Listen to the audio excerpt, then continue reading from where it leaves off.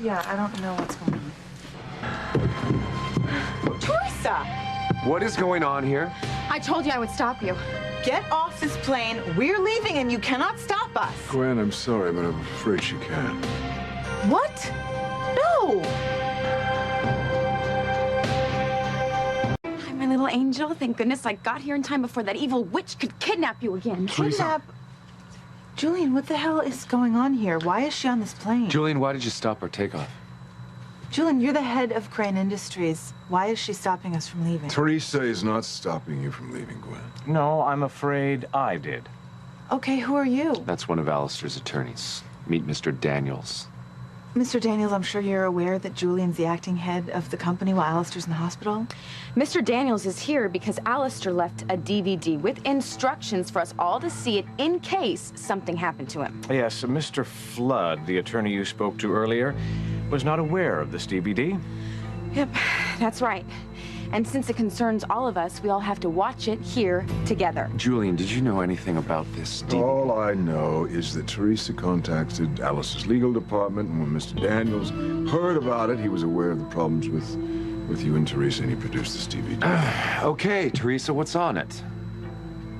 I don't know. I haven't seen it yet. You know, this is ridiculous. This is just another sneak attack by this psycho to stop us from leaving.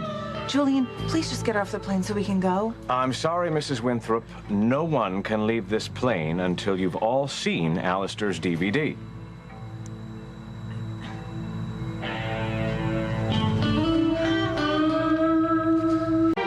Excuse me, Mr. Crane. The tower would like to know if we're going to take off or not. They have other planes to get off the ground. No, tell them that we're not going to go anywhere. How dare you? Look, we ought to see what's on this DVD to see what the heck is going on here. Okay, fine. Let's just play it so we can please go. Thank you.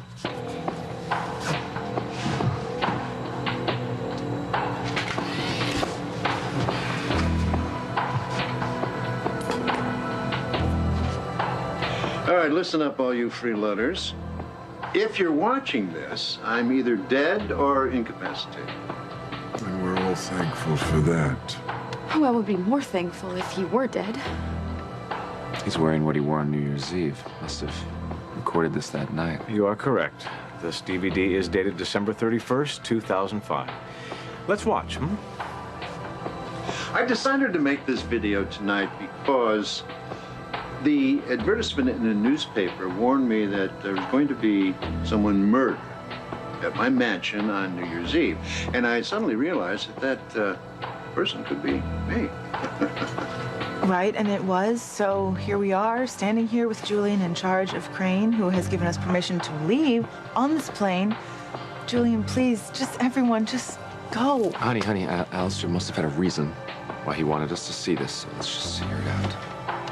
By the time you see this, Julian has already taken control of Crane Industries. And no thanks to him, I trust our stock is still strong. And if he has taken the advice of my board, then he has avoided any major catastrophe. If you've got a point to make it, Alistair. As you all know, according to my last written will, Julian is the man who's in charge of all things Crane. Exactly. Julian, you're in charge. Please just get this bitch off the plane and tell the captain we can take off. No!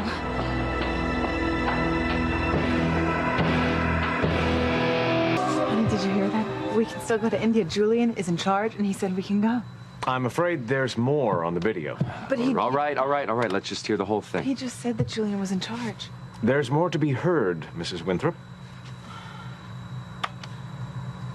I decided to make this video in order to change my will. What? Yes! The clause giving Julian control of Crane Industries was written in my will long before Julian betrayed me. Or Julian hit me. And then renewed his relationship with his black whore, Eve Russell. And with the threat of my imminent death going to happen to me tonight, I didn't have enough time to change anything in my last written will. So this video is going to serve as a codicil to my last will and testament. Honey, can he do this? Yes. Knowing Alistair, he probably had all his legal bases covered. Oh, yes, this is completely legitimate.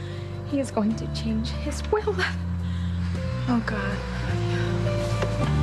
In the event of my death or incapacitation, I no longer want Julian Crane to assume any of my powers. There is only one person I want to have control of my empire, and that person is... Gotcha. I'm really enjoying this, boy.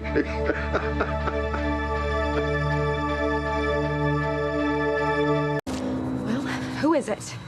Let's just listen.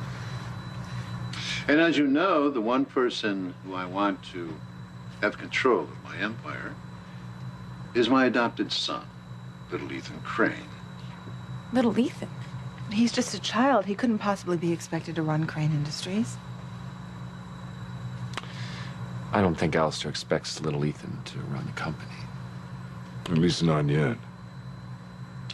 And since little Ethan is still a child, someone will have to be appointed as a regent until he reaches his majority. Oh, my God. And that person is the child's mother. My loving and devoted wife, Theresa. Oh, no. Good God. So, Ethan, Gwen, Theresa's now in charge of my empire. Or in other words, she's in charge of your lives. Did you hear that? I'm in charge? And that means that you will not take my daughter to India. Please tell me this isn't happening. Honey, I'm sorry. Gwen, you better get used to this. From now on, you answer to me for everything. Life is something else, isn't it?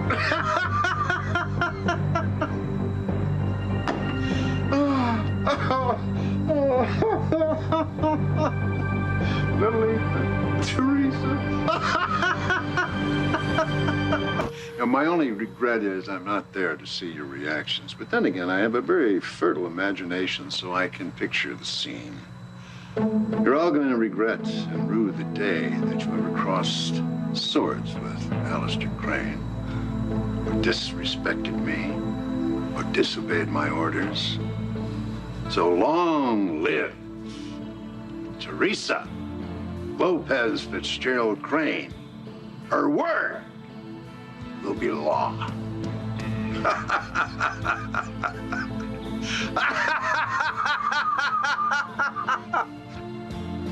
This can't be happening. It's unbelievable. Father, you bastard. Did you hear that, my little angel? Your mommy is in charge. Your mommy is the boss of everything.